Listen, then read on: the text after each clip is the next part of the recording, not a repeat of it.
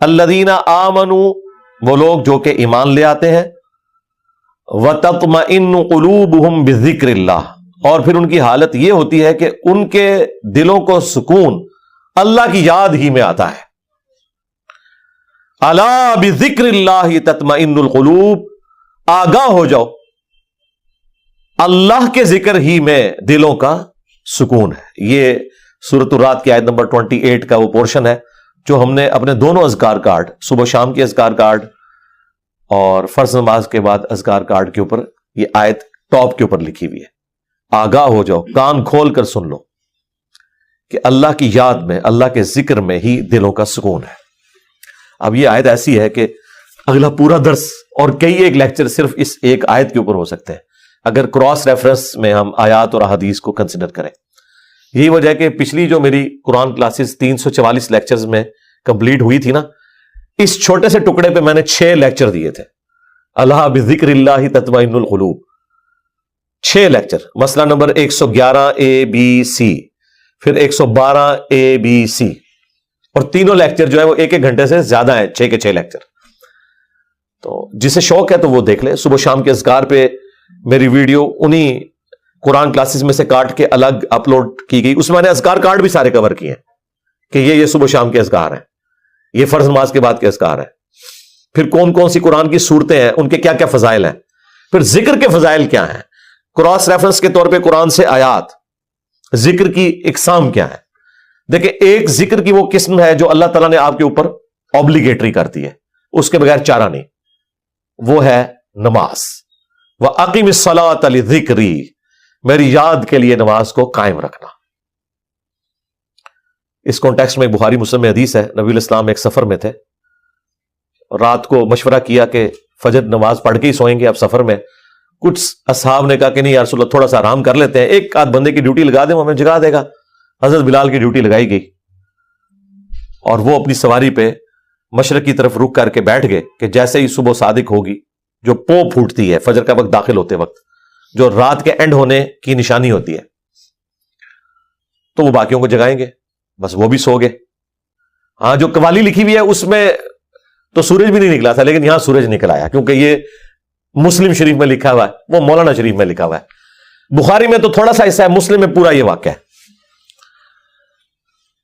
سب سے پہلے نبی الاسلام کی آنکھ کھلی اور سورج بلند ہو چکا ہے. آپ علیہ السلام نے کہا سب سے پہلے تو یہاں سے اٹھو نا، اس علاقے میں شیطان کا غلبہ ہے جس کی وجہ سے یہ سب کچھ ہوا، آگے چل کے پڑاؤ کرتے ہیں. آگے جا کے پڑاؤ کیا. نبی الاسلام نے اپنے مؤذن کو بلا کے پوچھا کہ بھئی تیری ڈیوٹی لگائی تھی. آگے دیکھیں اس نے اسٹریٹ فارورڈ جواب دیا، کوئی گستاخی نہیں. اس نے کہا یا رسول اللہ، جس طرح آپ کو نیند آ گئی مجھے بھی آ گئی. ٹھیک ہے، ادھر تو بڑی گستاخی یہ شمار کیا جائے گا. تو نبی الاسلام نے کوئی نہیں ڈانٹا، بالکل نیچرل چیز ہے. اس زمانے میں اگر کوئی الارم ہوتا تو پھر ایسا ہوتا بھی نا. یہ تو دیکھیں ہم کتنی سہولت میں ہیں، بھلے رات کو 12-1 بجے بھی سوئے نا تو الارم لگایا ہوتا ہے، یقین ہوتا ہے کہ اس الارم کی آواز میں اٹھ جائیں گے. ورنہ اگلے زمانوں میں جب الارم نہیں تھے تو لوگ تو پوری رات پتہ نہیں کتنی دفعہ کروٹ لیتے ہوں گے کہ کہیں فجر ہی نہ قضا ہو جائے. تو ہماری زندگی کتنی آسان ہو گئی ہے اس کی وجہ سے. پھر نبی الاسلام نے اذان دلوائی اور سورج بلند ہے، اور صحابہ کرام کہتے ہیں فجر کی نماز آپ نے جماعت سے پڑھائی، سورج نکلی ہوئی حالت میں. سلام پھیرنے کے بعد آپ نے فرمایا کہ اگر کوئی شخص سویا رہ جائے یا بھول جائے تو جیسے ہی اسے یاد آئے، جیسے ہی اس کی آنکھ کھلے، وہ والی نماز پڑھ لے. اس کے لیے وہی اس نماز کا ٹائم ہے. اس کے لیے اس کو روٹین نہیں بنانی، اور تسلی بھی یہ دے دی کہ ٹینشن بھی نہیں لینی. ٹھیک ہے، اگر ایسا معاملہ ہو گیا اللہ معاف فرمانے والا ہے، جان بوجھ کے تو نہیں کیا، اور تمہاری وہ نماز قضا بھی نہیں ہوگی. ظاہر ہے کہا اس کے لیے اس کی نماز کا ٹائم وہی ہے، وہ قضا بھی نہیں ہوئی، ادا پڑی ہے تو جماعت کرائی ہے نا، ورنہ سورج نکلے ہوئے فجر کی نماز کا ٹائم تو نہیں ہوتا. اور پھر آپ نے اینڈ پہ قرآن کی آیت تلاوت کی، سورہ طٰہٰ کی، وَأَقِمِ الصَّلَاةَ لِذِكْرِي، میری یاد کے لیے نماز کو قائم رکھنا. یعنی یہ نماز وہ چیز ہے جو اللہ کی یاد کو قائم رکھنے والی چیز ہے. یہ 5 ٹائم اللہ نے اس لیے مقرر کیے ہیں کہ اگر کوئی شخص کچھ بھی نہ کر سکے، ایٹ لیسٹ یہ 5 اوقات میں چاروں نہ چار میرے سامنے جھک جائے، اس کی حاضری لگ جائے گی. وہ یعنی جس طرح ایک بندہ فوجی پریڈ کرتا ہے، وہ چاہے بوجھل دل سے بھی کر رہا ہے، اس کی ڈیوٹی شمار ہو جائے گی. یہ نماز ڈیوٹی ہے. یہ شیطانی وسوسہ اپنے دماغ سے نکال دیں کہ اگر کسی کا نماز میں دل حاضر نہیں ہے تو اس کی نماز قبول نہیں ہے. نہیں، نماز کے فرائض میں آپ کہیں قرآن و حدیث میں نہیں دکھا سکتے کہ خشوع خضوع اس کا حصہ بنایا گیا ہو کہ نماز کے اتنے فرائض ہیں ان میں سے خشوع خضوع بھی ایک ہے. نہیں، خشوع خضوع کبھی ڈسکس ہی نہیں ہوا اس حوالے سے. ترغیب کے لیے ضرور ہوا کہ اہل ایمان کی نشانی ہے کہ وہ توجہ سے نماز پڑھتے ہیں. یہ کہیں نہیں آیا کہ جو توجہ بٹ جائے اس کی نماز نہیں ہوتی، یہ کبھی نہیں ہوا. یہ ٹاپک ڈسکس نہیں کیا گیا اسی وجہ سے کہ اللہ کو پتا تھا کہ دماغ سوچتا ہے، خاص حد تک انسان کنٹرول کر سکتا ہے. ہاں، باقی ارکان کے اوپر بات ہوئی کہ ہر رکعت میں 1 رکوع اور 2 سجدے ہیں. اگر یہ والی غلطی ہو جائے تو اینڈ پہ سجدہ صاف کر لینا ہے. لیکن کہیں پہ خشوع خضوع نہیں ڈسکس ہوا کہ اگر کسی کو خیال آیا تو وہ نماز ہی دوبارہ پڑھے یا وہ اینڈ پہ سجدہ صاف کرے. یہ بات ڈسکس نہیں کی گئی اسی وجہ سے کہ اللہ کو پتا تھا کہ یہ ایک ڈیوٹی ہے جو انسان نے پوری کرنی ہے. اور اس دھاگے کے ساتھ انسان پھر بندہ رہتا ہے جب، تو یہ 5 اوقات میں جب اللہ کے سامنے آتا ہے نا تو پھر وہ اللہ تعالیٰ سے اپنا دامن چھڑا نہیں سکتا. باقی کی زندگی بھی اس کی پازیٹو ہو جاتی ہے. جو اللہ تعالیٰ فرمایا کہ نماز بے حیائی اور برے کاموں سے روکتی ہے اگر کنٹینیوسلی انسان پورے پروٹوکول کے ساتھ نماز کو پڑھتا رہے. تو میری یاد کے لیے نماز کو قائم رکھنا، یہ حدیث بخاری میں بھی ہے اور مسلم کے اندر بھی. یہ کتنی ڈھارس بنانے والی چیز ہے. تو یہ وہ ذکر کی فارم ہے جو اللہ تعالیٰ نے اوبلیگیٹری رکھ لی. اسی طریقے سے اپنے مال میں زکوٰۃ دینا، یہ بھی وہ فرض ذکر ہے اللہ کا جو آپ نے کرنا ہے. اللہ کی یاد. مال خرچ کریں گے تو جس کے لیے خرچ کر رہے ہیں اس کی یاد میں کر رہے ہیں، اور یہ پتہ ہے کہ اس نے پوچھنا ہے کہ نہ اگر زکوٰۃ دی تو تمہارے ساتھ یہ کیا جائے گا. جو سورہ توبہ میں آیا کہ ان کا مال جو یہ جوڑتے ہیں کنز بنا کے اور اللہ کی راہ میں زکوٰۃ نہیں دیتے تو قیامت کے دن ان کی پیٹھوں پہ، ان کے پہلوؤں کے اوپر، ان کے ماتھوں کے اوپر یہی سونا اور چاندی گرم کر کے داغا جائے گا اور کہا جائے گا کہ یہ ہے وہ مال جو تم نے دنیا میں جوڑا تھا. اور بخاری مسلم میں تو آیا کہ سانپ کی شکل میں مسلط کر دیا جائے گا. وَلِعَوْذُ بِاللَّهِ تعالی. تو یہ ایک بڑا سینسٹیو ٹاپک ہے. اسی طریقے سے حج، وہ بھی فرض ذکر ہے. رمضان کے روزے، وہ بھی فرض ذکر ہے، اللہ کی یاد دہانی. ٹھیک ہے. لیکن نماز ایسی چیز ہے جو روزانہ 5 وقت رکھتی ہے. یعنی کوئی کتنا بھی گیا گزرا ہے، کچھ بھی نہیں کرتا، کم از کم 5 وقت اللہ کے سامنے جھکے. چاہے وہ دل سے جھکتا ہے، چاہے وہ خشوع خضوع سے جھکتا ہے، اس نے اپنی ڈیوٹی پوری کرتے رہنا ہے، کرتے رہنا ہے. ایک وقت آئے گا اللہ تعالیٰ استقامت دے گا. ترجمہ یاد کریں، خشوع خضوع کا اہتمام کریں تو انشاءاللہ اللہ تعالیٰ یہ آسانیاں پیدا کر دے گا آپ کے لیے. یہ وہ ذکر ہے جو فرض ذکر ہے. دوسرا ذکر وہ ہے جو اللہ تبارک و تعالیٰ نے قرآن کے لیے یوز کیا. اِنَّا نَحْنُ نَزَّلْنَا الذِّكْرَ وَإِنَّا لَهُ لَحَافِظُونَ. بے شک اس الذکر، یاد دہانی یعنی قرآن کو ہم نے نازل کیا اور ہم ہی اس کی حفاظت کرنے والے ہیں. تو قرآن بھی اللہ کا ذکر ہے، اللہ کو یاد دلانے والی چیز ہے. یعنی جو چیز آپ کو اللہ تعالیٰ کی یاد دلاتے، اسی لیے اسے کہا گیا الذکر. اب قرآن کی اہمیت پہ بولا جائے، وہ تو پچھلے دنوں جو سویڈن میں گستاخی ہوئی اس پہ میں نے تفصیل سے صرف قرآن کے اوپر ہی سارا کچھ ڈسکشن کی ہے. پھر ہماری یہ جو نئی والی قرآن کلاسز ہیں، اس کے پہلے 6 لیکچرز جو ہیں وہ قرآن سے ہی ریلیٹڈ ہے. 40 علمی پوائنٹ میں نے ڈسکس کیے تھے، جسے شوق ہے وہ دیکھ لیں. تیسرا جو ذکر ہے جی، وہ ہے الذین یذکرون اللہ قیاما وقعودا وعلی جنوبہم. اہل ایمان کی نشانی ہے کہ وہ خواہ کھڑے ہوئے ہوں، خواہ بیٹھے ہوئے ہوں، خواہ وہ اپنی کروٹوں پر لیٹ رہے ہوں، ہر حال میں اللہ کو یاد رکھتے ہیں. حتیٰ کہ دیکھیں اما عائشہ سے پوچھا گیا جنابت کے کانٹیکسٹ میں، صحیح مسلم میں حدیث ہے کہ کیا اس حالت میں بھی نبی الاسلام اللہ کو یاد کرتے تھے؟ تو انہوں نے کہا کہ اللہ کے نبی ہر حال میں اللہ کو یاد کیا کرتے تھے، خواہ وہ جنبی بھی ہوں. جنبی بندہ صرف قرآن کی تلاوت نہیں کر سکتا، نماز نہیں پڑھ سکتا، باقی ہر ذکر کر سکتا ہے، صبح شام کے اذکار، باقی چیزیں. اس میں تو کوئی پروٹوکول بھی نہیں ہے.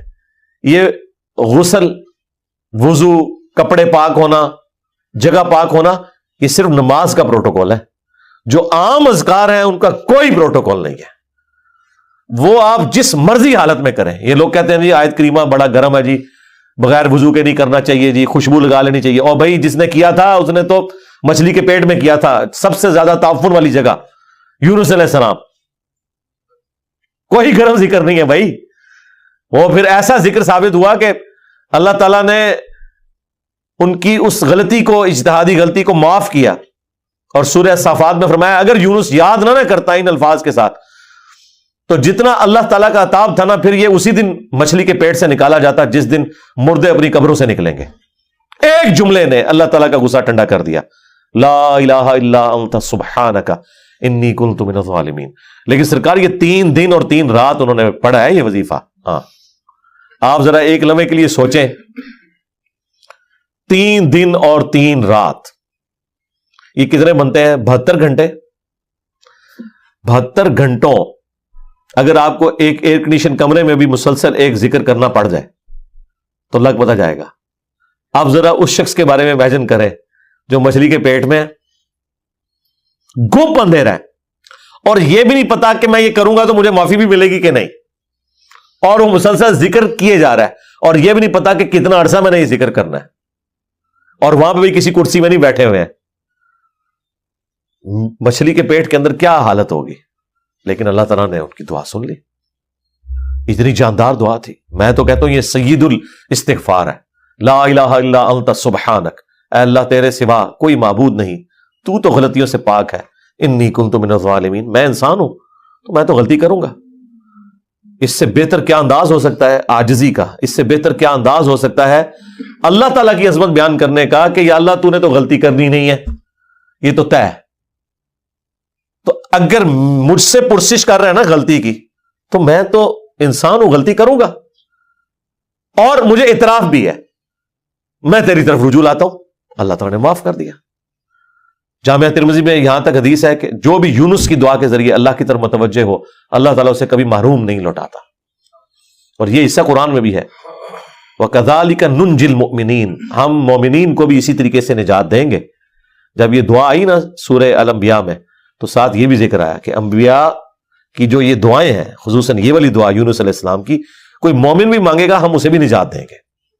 تو یہ جو دعائیں ہیں صبح و شام کے اذکار ہیں، جس کے اوپر میں نے پورا بلو کارڈ لکھ دیا، اور فرض نماز کے بعد اذکار ہیں، گرین کارڈ لکھ دیا۔ یہ فرض نماز کے بعد اذکار، یہ صبح و شام کے اذکار۔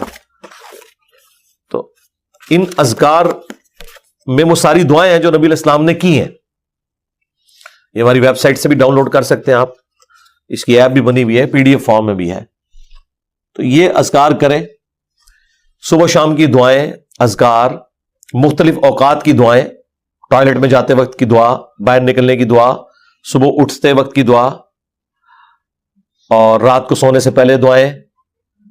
یہ مختلف اوقات کی جو دعائیں ہیں، یہ وہ ساری دعائیں ہیں جو آپ نے اٹھتے بیٹھتے چلتے پھرتے کرنی ہے۔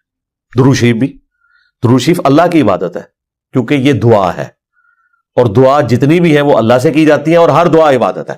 الدعاء هو العبادہ، یہ حدیث ہے سنن نسائی کے اندر، ترمذی کے اندر، اور نبی علیہ السلام نے حدیث کے اوپر اکتفا نہیں کیا، اس کے بعد آپ نے آیت پڑھی، ادعونی استجب لکم، اے میرے بندو مجھ سے مانگو میں تمہاری دعا کو قبول کروں گا۔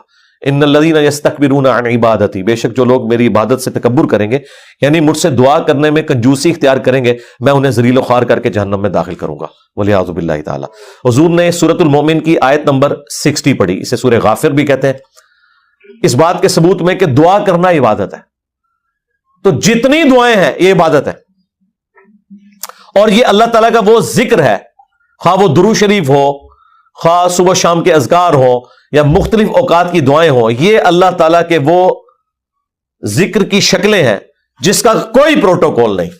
کوئی جنبی ہے، کوئی بے وضو ہے، کپڑے بھی ناپاک ہیں، جس جگہ پہ ہیں وہ جگہ بھی ناپاک ہے، کوئی فرق نہیں پڑتا اس سے، یہ ذکر آپ کر سکتے ہیں۔ مولا علی کا قول ہے جامعہ ترمذی میں، سنن ابی داؤد کے اندر، کہ نبی علیہ السلام کو حالت جنابت کے علاوہ کوئی اور حالت قرآن پڑھنے سے مانے نہیں ہوتی تھی، یعنی قرآن آپ نہیں پڑھ سکتے جنبی ہو، بغیر وضو کے قرآن بھی پڑھا جا سکتا ہے لیکن جنبی شخص نہیں پڑھ سکتا۔ لیکن جو اذکار ہے نا، وہ اٹھتے بیٹھتے چلتے پھرتے، بھائی اما عائشہ سلام اللہ علیہا اس سے زیادہ کیا بات کرتی۔ جب جنابت کے کانٹیکسٹ میں ان سے پوچھا گیا تو انہوں نے کہا اللہ کے نبی تو ہر حال میں اللہ کو یاد کرتے تھے، خواہ وہ جنبی ہو یا نہ ہو، اور غسل جنابت فوراً کرنا کوئی ضروری بھی نہیں ہوتا، اللہ تعالیٰ نے چھوٹ دی ہوئی ہے، بس نماز قضا نہ ہو، نبی علیہ السلام کبھی غسل جنابت رات کو کر لیتے تھے اور کبھی آخری پیر اٹھ کے کرتے تھے. تو غسل جنابت ڈیلے بھی کوئی شخص کر سکتا ہے. فجر پڑھ کے اگر کسی کے اوپر غسل فرض ہو گیا تو وہ زور سے پہلے کسی بھی وقت غسل کر کے زور کی نماز, بس وہ قضا نہیں ہونی چاہیے. تو اس دوران بھی اللہ کو تو آپ نے یاد کرنا ہے. ایون ٹوائلٹ میں غسل کرنے جب جانا ہے تو اللہ ہی کو یاد کر کے جانا ہے نا. اللہم انی اعوذ بک من الخبث والخبائث, جو بخاری میں دعا ہے, اے اللہ میں شریر جنوں اور جنیوں سے تیری پناہ میں آتا ہوں. یہ دعا جو آپ مانگ کے ٹوائلٹ میں جاتے ہیں تو جنبی شخص نے بھی یہی دعا مانگ کے جانی ہے نا. باقی بھی جو مختلف اذکار ہیں وہ آپ نے لازمی کرنے ہیں, اس میں کوئی سستی والا پہلو نہیں ہونا چاہیے. ہاں قرآن پاک سے متعلق جو چیزیں ہیں وہ آپ نہ کریں. تو یہ ذکر کی 3 اقسام. نمبر 1 وَأَقِمِ الصَّلَاةَ لِذِكْرِي, میری یاد کے لیے نماز کو قائم رکھنا. اور جتنے بھی فرائض ہیں, خواہ وہ حج کی شکل میں ہو, زکوٰۃ کی شکل میں ہو, رمضان کے روزے ہوں, وہ سب کے سب اللہ کا ذکر ہے. رزق حلال کمانا بھی, یہ بھی اللہ کا ذکر ہے. اللہ کے نیک بندوں کے واقعات جو قرآن و سنت میں رپورٹ ہوئے انہیں بیان کرنا بھی اللہ کا ذکر ہے. انبیاء کرام کے واقعات کو بیان کرنا بھی اللہ کا ذکر ہے.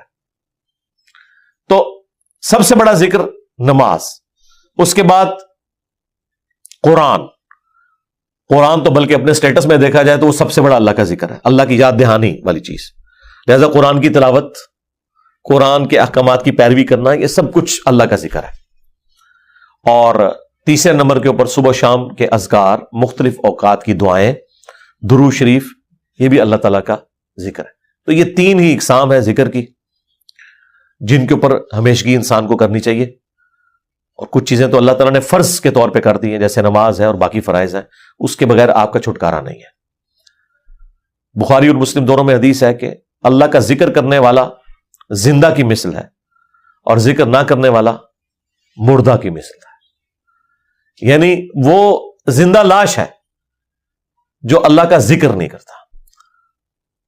جامعہ ترمذی میں حدیث ہے, ایک صحابی حاضر ہوئے, یا رسول اللہ مجھے کوئی ایسی نصیحت کریں کہ اس کے بعد مجھے کسی چیز کی ضرورت نہ رہے. نبی علیہ السلام نے کہا کہ تیری زبان ہر وقت اللہ کے ذکر سے تر رہے, بس یہ نصیحت. یعنی صرف نماز کی حد تک نہیں, عام حالت میں بھی. اچھا, ذکر کے لیے زبان ہلانا بھی ضروری نہیں ہے, دل میں بھی ذکر ہو سکتا ہے. اللہ کو یاد کرنا بھی ذکر ہے, غور و تفکر کرنا بھی ذکر ہے. اصل چیز ہے گاڈ اورینٹڈ ہونا. بخاری مسلم میں حدیث ہے, جب تم نماز پڑھ کے اسی جگہ پہ بیٹھے رہتے ہو نا جہاں پہ نماز پڑھی تھی, اسی مصلے کے اوپر, جب تک وضو نہیں ٹوٹتا نا, کچھ ذکر نہ بھی کرو تب بھی فرشتے دعائے رحمت تمہارے لیے کرتے رہتے ہیں. حتیٰ کہ بخاری مسلم میں آیا کہ جو شخص نماز کے انتظار میں ہے نا, اللہ تعالیٰ اسے بھی نماز کے اندر ہی شمار کر لیتا ہے. دیکھیں اللہ تعالیٰ کی رحمت ہے. یعنی یہ تو ایک نہ ختم ہونے والا سلسلہ ہے. بخاری مسلم دونوں میں حدیث ہے, میں اپنے بندے کے گمان کے قریب ہوں جیسا کہ میرے بارے میں گمان کرے. جب وہ مجھے دل میں یاد کرتا ہے میں اسے دل میں یاد کرتا ہوں. جب وہ مجھے کسی مجلس میں یاد کرتا ہے نا تو میں اس سے بہتر مجلس میں اسے یاد کرتا ہوں. جب وہ میری طرف ایک بالشت بڑھتا ہے میں اس کی طرف ایک ہاتھ بڑھتا ہوں. جب وہ میری طرف چل کے آتا ہے میں اس کی طرف دوڑ کر آتا ہوں. تو یہ حدیث قدسی ہے بخاری مسلم دونوں میں. اور اسپیسیفکلی یہ قرآن حکیم کی درس و تدریس کے حوالے سے ذکر ہوا تھا کہ ایسی مجلس میں فرشتے حاضر ہوتے ہیں اور جب اللہ کے پاس جاتے ہیں, حالانکہ اللہ جانتا ہے, پھر بھی پوچھتا ہے کہ میرے بندوں کے پاس گئے تھے کس حالت میں پایا. وہ بتاتے ہیں یہ حالت تھی. پھر اللہ تعالیٰ پوچھتا ہے مجھ سے کیا مانگ رہے تھے. فرشتے بتاتے ہیں کہ بندے جنت مانگ رہے تھے. اللہ تعالیٰ پوچھتا ہے کیا جنت دیکھی انہوں نے؟ کہتے ہیں نہیں, اگر دیکھ لیتے تو اس سے بھی زیادہ مانگتے. اور کیا کہتے تھے؟ جہنم سے آزادی مانگ رہے تھے. کیا جہنم دیکھی میرے بندوں نے؟ نہیں, اگر دیکھ لیتے اس سے بھی زیادہ شدوما سے مانگتے. اللہ تعالیٰ فرماتا ہے تم گواہ ہو جو میں نے سب کو معاف کر دیا. اچھا, وہ فرشتے کہتے ہیں یا اللہ ایک بندہ ایسا تھا جو ویسے ہی وہاں پہ آ گیا تھا, اس کی نیت نہیں تھی لیکن وہ ان کی مجلس میں بیٹھا تھا. اللہ تعالیٰ فرماتا ہے کہ یہ لوگ ہی ایسے ہیں کہ جو ان کی مجلس میں بھی بیٹھ جائے نا ان کو بھی میں نے بخش دیا. وہ جو کہہ رہے ہوتے ہیں نا غوث پاک کے درس میں بھی اگر کوئی بیٹھ گیا, کہانیوں میں نہیں میرے بھائی, درس قرآن میں, وہ چاہے غوث پاک دے رہے ہو یا کوئی انجینئر پاک دے رہے ہو یا کوئی ڈاکٹر پاک دے رہے ہو, اگر اخلاص کے ساتھ کوئی اللہ کا ذکر کر رہا ہے, خالص توحید بتا رہا ہے, قرآن و سنت کی تعلیمات بتا رہا ہے, اس کی مجلس میں بیٹھنے والے کے لیے جنت کا راستہ آسان ہو جائے گا. وہ تو حدیث ہے صحیح مسلم کے اندر کہ جو علم کے راستے پہ چلتا ہے اللہ تعالیٰ جنت کا راستہ اس کے لیے آسان کر دیتا ہے. یہ تو بالکل اسٹیبلش چیز ہے. تو یہ ذکر ایسا معاملہ ہے کہ کوئی دل میں بھی یاد کرتا ہے نا، اللہ اس کو پھر دل میں یاد کرتا ہے. فَاذْكُرُونِي أَذْكُرْكُمْ، یہ تو قرآن میں سورۃ البقرہ میں ہے، اے میرے بندے مجھے یاد کر، میں تیرا ذکر کروں گا، اور اس سے بہتر مجلس میں کروں گا، فرشتوں کی مجلس میں کروں گا. اور انسان کی کتنی خوش نصیبی ہے کہ انسان اللہ کو یاد کرے، اللہ تعالیٰ اس کے رسپانس میں اسے یاد کرتا ہے. انسان کا اللہ کو یاد کرنا یہ چھوٹی چیز ہے، اللہ کا اپنے بندے کو یاد کرنا یہ بڑی چیز ہے. ہاں